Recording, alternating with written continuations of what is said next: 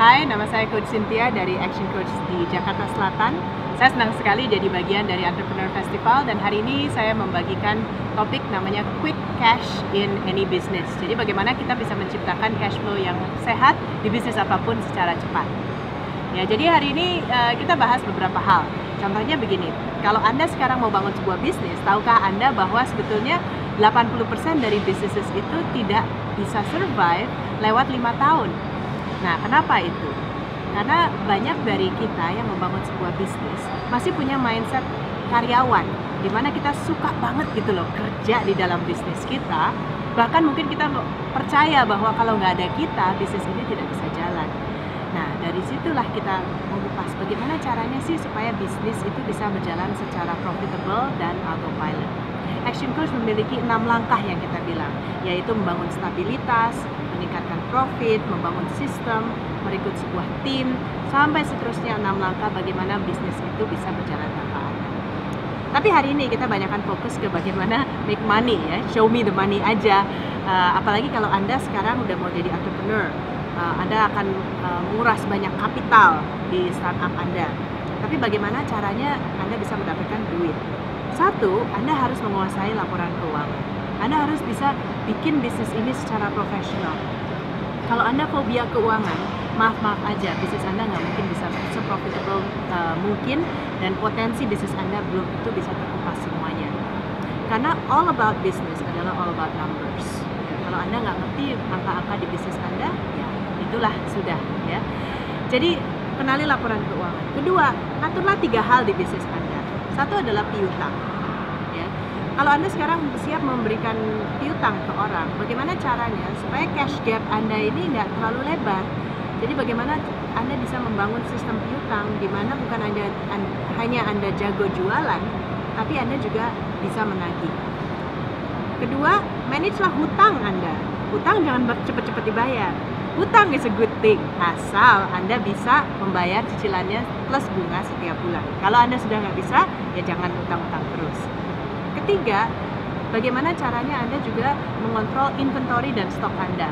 Nah, kadang-kadang kita berpikir kita harus banyak stok, Stock means kita doing good business.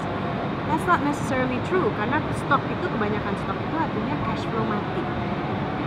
Nah, jadi kita kembali lagi ke how to make quick cash. Bagaimana caranya kita bisa membuat bisnis yang yang sehat. Cash itu ternyata nggak sama. Ada cash yang kita dapetin karena kita jual beli aset. Misalnya kita punya mobil perusahaan terus kita jual. Yes, you have a lot of cash, tapi lama-lama kantor Anda minimalis karena barang-barang Anda udah kejualan semua. Ya, that's not good, ya kan? Kedua, ada juga cash yang datang karena kita suka pinjem uang sama orang. Nah, kalau Anda punya bisnis yang setiap bulan sekali Anda harus pinjem uang dari orang untuk masukin injek kapital lagi, you don't have a healthy business. Dan segera Anda harus figure out bagaimana cara meningkatkan marketing Anda dan profit strategies Anda supaya Anda bisa mendapatkan lebih banyak. Dan kita tadi banyak sekali bicara tentang marketing. Bagaimana meningkatkan jumlah prospek di bisnis Anda. Don't worry about meningkatin jumlah customer. Customer akan datang kalau ada prospek yang banyak. Ya. Jadi bagaimana strategi Anda untuk menarik orang untuk datang dan give you a try dulu. Kedua, how to increase conversion rate. Bagaimana kalau orang udah datang, mereka diyakinkan dan beli. Nah, kalau Anda bisa kontrol 2 itu, Anda punya customer base pasti meningkat. Dan Action Coach kita punya 282 strategi di buku yang namanya Instant Cash Flow. Anda bisa lihat di toko buku Gramedia di seluruh Indonesia. Ketiga, kalau Anda mau meningkatkan revenue, bagaimana Anda meningkatkan repeat order. Jadi bagaimana Anda bisa memonitor database customer Anda, bukan hanya mereka beli sekali, tapi mereka beli berkali-kali. Pastikan Anda punya strategi yang tepat untuk itu. Keempat, bagaimana cara rata-rata pembelian Anda bisa naik. Jadi orang cuma beli 100.000, kenapa mereka nggak beli 120.000?